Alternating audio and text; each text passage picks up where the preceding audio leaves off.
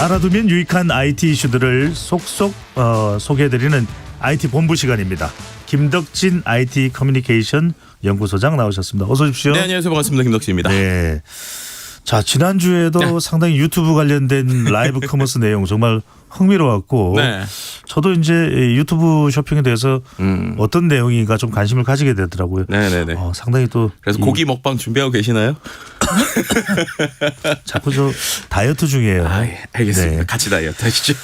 자, 시사본부에 이 흥미로운 소식들을 많이 전해주고 계시는데 IT 커뮤니케이션 연구소 네.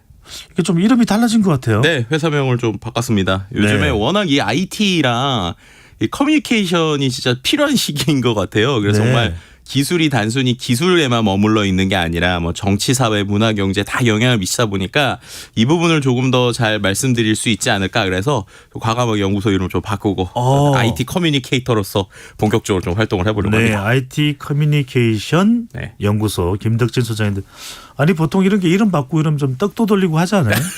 아니 다이어트 하신다고 그러시지 않으셨어요? 네, 알겠습니다. 네. 자, 먼저 이 뉴스부터 좀 다뤄보겠습니다. 네. 장난인 줄 알았던 일론 머스크와 마크 zuckerberg의 링 위에서의 대결이 현실화되어 가고 있다.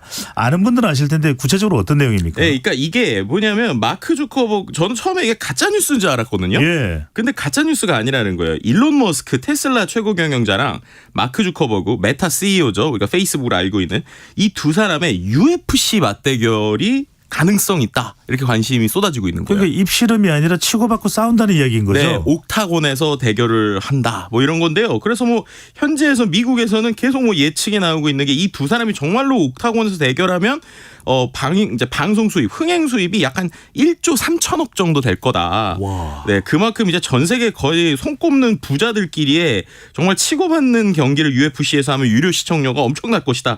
뭐 이런 얘기 나오고 있고요. 뭐 두 사람이 정말로 싸웠을 때 어떻게 되느냐에 대한 뭐 체급 차이도 나오고 있습니다. 뭐 예를 들면 주커버그가 지금 최근에 이제 주짓수 아마추어 대회에서 우승을 했다고 그래요. 네. 39살이고. 근데 이제 체급으로 보면 신장 190에 체중 85kg인 51살의 머스크가 유리할 수 있다. 뭐 이런 식의 분석까지 나올 정도로 이게 뭐야라고 하는 이런 내용들이 실제 뉴스로 나오고 있는 것이죠. 그렇군요. 이게 뭐 체격도 저는 잘 몰랐었는데 네.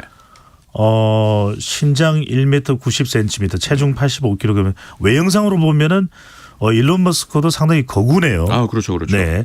자, 근데 갑자기 이 둘이 격투기를 하려는 이유는 뭡니까? 그러니까 이게 참 이걸 뭐라고 해석해야 될지 모르겠는데 SNS 때문이다 뭐 이렇게 말씀드릴 수 있을 것 같아요.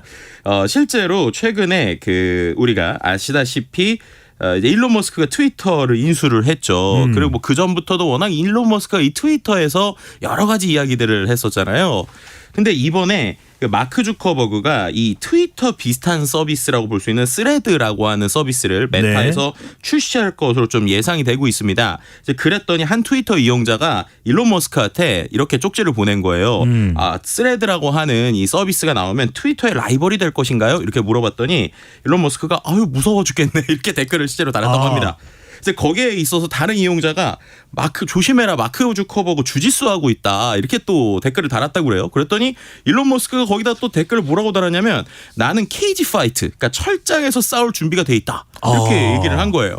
그랬더니 또 일론 머스크도 그걸 보고 가만히 있는 게 아니라 본인의 채널이죠. 인스타그램에 가서 싸울 위치를 보내라 이렇게 보냈습니다. 네. 그랬더니 또 일론 머스크가 그걸 듣고 진짜라면 해야지 라스베가스 옥타곤에서 싸우자. 이렇게 얘기를 한 거예요. 그러니까 이렇게 되니까 당연히 옥타곤이 이제 UFC에서 사용되는 경기장인데 그러니까 이거에 대해서 이제 옥타곤 측에서도 진짜냐 물어보기도 했고 또 메타의 대변인도 막 이제 많은 소식들을 들었을 거 아니에요. 근데 거기에 있어서 성사 가능성에서 물어보니까 메타의 대변인이 주커버그 인스타그램에 보여지는 그대로다. 이렇게 이제 얘기를 한 겁니다. 그건 정말로 이제 둘이서 싸울 수 있다라고 부인하지 않았고요. 근데 참 흥미로운 게 이렇게 둘이서 대결하는 게 현실화가 되니까 소위 뜯어말린 사람이 누구냐? 일론 머스크의 어머니가 네. 갑자기 또 트위터에 등장을 합니다. 그래서 내가 이 두 사람의 싸움 취소했다. 너네 너무 싸움 걸라고 하지 마라. 그냥 싸움으로도 말로만 싸워라. 이런 식으로 얘기를 했는데요. 예. 근데 그럼에도 불구하고 계속적으로 이슈가 되니까 이게 말씀드렸던 것처럼 이제 UFC 회장도 뭐 확인을 하고 뭐 네. 두 사람이 뭐 특히나 이제 일론 머스크 같은 경우에는 최근에 이제 또 격투기 연습하고 있는 사진을 올리기도 하고 뭐 이런 상황이다 이렇게 볼 수 있을 것 같습니다. 일론 머스크의 엄마가 말렸다는 이야기는 네. 이 마크 저커버그가 또 주짓수 네. 브라질에서 유래된 무술이죠. 네. 주짓수 유단자다. 우리 아들 맞으면 어떡하냐.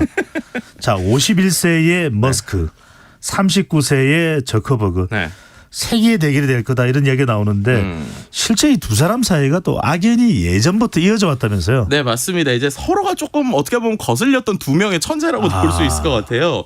두 사람의 갈등에 이제 어디서부터 가는지 좀 살펴봤더니 2016년에 좀 불의의 악재가 있었어요. 다 아시겠지만 이제 일론 머스크는 또 여러 가지 회사를 운영하는데 그 중에 하나가 스페이스X라고 네. 우주선 이제 로켓 날리는 그렇죠. 회사를 하잖아요. 또 놀라운 게 이게 로켓가 또 날아갔다가 다시 이제 돌아오기도 하고 그래서 요게 이제 수많은 민간 업체들이 한마디로 이제 우주에 쏘아올리고 싶은 인공위성 같은 것들을 이 일론 머스크의 로켓에 태워서 보내기도 그렇죠. 해요. 발사체 사업을 하고 있죠. 네, 그렇죠. 근데 그 중에서 2016년에 어떤 일이 있었냐면 페이스북에서 인공위성을 만들었었습니다. 그래서 그거를 이제 띄웠으면 원래는 이제 아프리카의 무료 인터넷을 거기서 보급하려는 계획이 있었어요.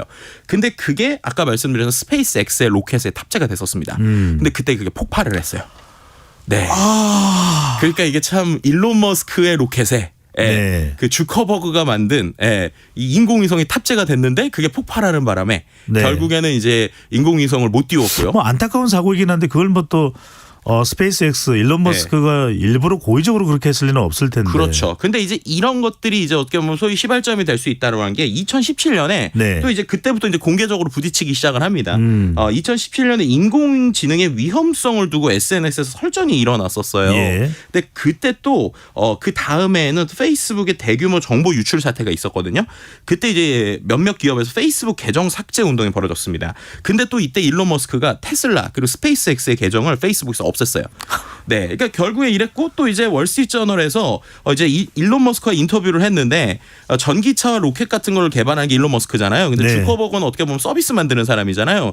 그래서 일론 머스크가 주커버그 너무 많은 돈을 쉽게 버는 것 같다 이런 식의 발언도 했다고 합니다. 근데 그런 상황에서 지난해에 이제 일론 머스크가 트위터까지 인수했잖아요. 그러니까 이제 직접적으로 SNS를 운영하는 회사의 대표 또 소유하고 있는 대표끼리 어떻게 보면 직접적인 라이벌 관계까지 됐다. 뭐 이런 상황에서 이번 이슈까지 좀 벌어졌다고 볼 수 있을 것 같습니다. 그렇군요. 빅데이터로 경쟁을 한다고 볼 수 있는데 일론 머스크의 경우에는 네. 아이언맨의 뭐 실존 모델로도 그렇게 또 알려져 있고 한데 상대적으로 좀 이 개짜 또 좀 독특한 인물이다 뭐 이런 얘기가 나왔긴 합니다만 페이스북의 마크 저커버그의 경우에는 좀 정상적이고 뭐 굉장히 조용하다. 네. 그런데 저커버그까지 이런 이유가 뭡니까? 그러니까 이게 어떻게 보면 이미지를 탈피하고 싶다라고 설명드릴 수 있을 것 같아요. 네. 원래 그 처음에 페이스북이 나왔을 때 주커버그가 갖고 있었던 이미지는 되게 쿨하다라는 표현을 이제 미국에서 많이 쓰죠. 어떻게 보면은 본인이 가지고 있는 뭐 비전이나 모험이나 이러한 쿨가이의 이미지가 있었는데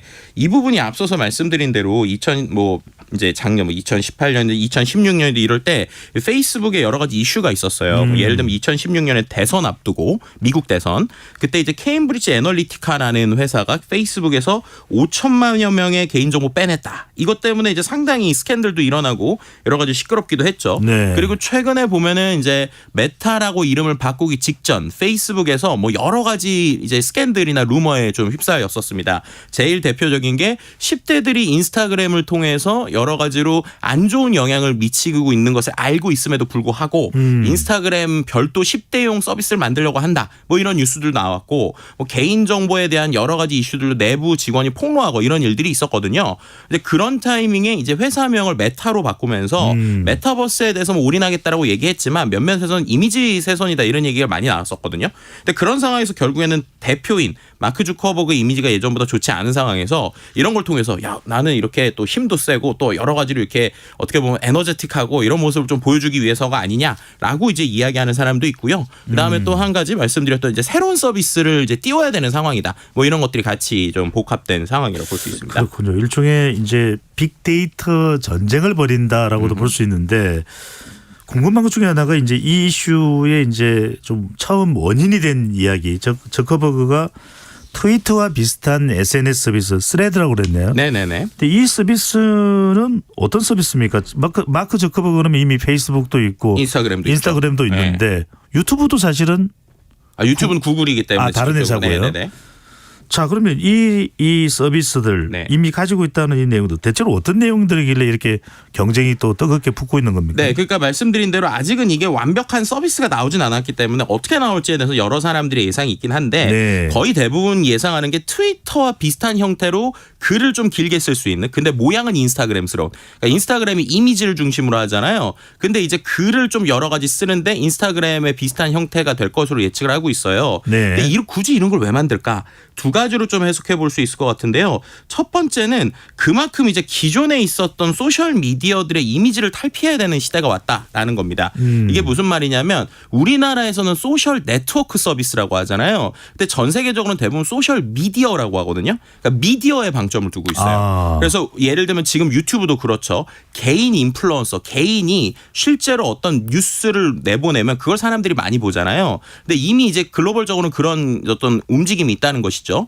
근데 그 상황에서 지금 뉴스나 이런 것들이 소위 틱톡 있지 않습니까? 네. 틱톡처럼 아주 짧고 빠르게 뭔가를 전달하는 쪽에 인기가 상당히 끌고 있어요. 그렇죠. 쇼츠. 그렇죠. 네. 그럼 그런 상황에서 어떻게 보면은 자신들이 개인 인플루언서들이 본인들이 뉴스를 쉽게 만들 수 있는 채널이 별도로 필요한 거죠. 왜냐하면 인스타그램도 페이스북도 약간 그런 느낌은 아니잖아요. 네. 이제 그러다 보니까 이걸 하는 부분이 있고 두 번째는 개인정보 광고 이슈를 생각을 해야 됩니다. 이게 무슨 말이냐. 페이스북이요. 지금 미국 대선 시즌이 곧 다가오잖아요. 근데 지금 페이스북으로는 미국 대선과 관련된 정치 광고를 이제 못하게 막혀 있어요. 왜냐하면 예전에 계속 그런 이슈들이 생기다 보니까. 그럼 그런 관점으로 보면은 어쨌든 메타 입장에서 광고비로 돈 버는 회사면 결국엔 별도의 플랫폼에서 또 이런 어떻게 보면 소위 대목이라고 할 수 있는 시즌이잖아요. 네. 그럼 그 시즌에 광고를 받을 수 있는 게 분명히 필요하겠죠. 그러니까 그런 이유에서 지금 새로운 서비스를 만들려고 한다. 그리고 또 한 가지는 이 방식이 좀 다릅니다. 그러니까 예전에는 우리가 한 회사가 말씀하신 대로 빅데이터를 소유하는 형태인데 네. 지금 나오는 것을 보면 마치 우리가 커뮤니티 그러니까 일반적인 카페나 커뮤니티처럼 별도의 독립 사이트가 독립 데이터를 갖게 되는 형태로 구성이 될 것 같아요. 이게 무슨 말이냐면 지금까지 메타가 상당히 사람들에게 또는 정치적으로 욕을 먹었던 게 다른 사람들의 데이터를 너네들이 직접 소유하고 있고 이걸 갖고 뭔가 악용하는 거 아니냐라는 얘기를 들었거든요. 비판을 받았으니까. 그렇죠. 이제 그런 것에서 좀 벗어나기 위한 또 하나의 전략으로도 볼 수 있을 것 그러니까 같습니다. 돌파구를 만들었다 이렇게 볼 수 있는데 네. 짧게 하나만 더 알아볼까요? 오늘 뭐 관련된 내용은 아닙니다만 최근 미국 실리콘밸리에서 CEO들 대표죠. 회사의 대표들 중심으로 마약성 약물이 유행처럼 번지고 있다. 짧게 네. 어떤 내용인가요? 그러니까 이게 이제 앞서서 말씀드린 대로 이게 일론 머스크의 계속 이슈 레이징 같은 거를 이제 자꾸 이제 예전엔 되게 안 좋게 봤는데 그러면서도 계속 일론 머스크에 대한 관심이 높아지니까 자꾸 미국 빅테크 CEO들이 일론 머스크를 따라하려고 해요. 그래서 이런 식의 이슈를 막 몰이하는 것들도 상당히 따라하려고 하고요. 두 번째로는 이 어떻게 보면은 이제 마약성 성분 이런 네. 것들도 좀 계속 괜찮다라고 하는 분위기들이 조금 있는 좀 상황이 되고 있는 것 같습니다. 제일 대표적인 게 일론 머스크가 예전에 2018년에 팟캐스트 방송에서 대놓고 마리아나 그러니까 대마초를 피면서 방송을 한 적이 있어요. 그래서 그때는 여러 가지로 이슈가 되고 이거 막 주가도 폭락하고 그랬었거든요. 근데 최근에 보면은 이제 대놓고 본인이 뭐 케타민 같은 거를 한다 뭐 이런 얘기를 하면서 이런 마약성 약물이 창의력이 높아진다 뭐 네. 우울증 완화시켜준다 이런 얘기를 하고 있는 좀 상황이라는 것이죠. 근데 그런 것들이 무분별하게 다른 어떤 그 빅테크 CEO들도 따라하고 있는 이러한 지금 상황들이 좀 벌어지고 있다. 뭐 이렇게 말씀드릴 수 절대적으로 있습니다. 바람직하지 않은 거네요. 그럼요. 절대로 뭐 따라 해서는 안 되는 내용입니다. 지금까지 김덕진 IT 커뮤니케이션 연구소장과 함께했습니다. 오늘 말씀 잘 들었습니다. 네, 감사합니다.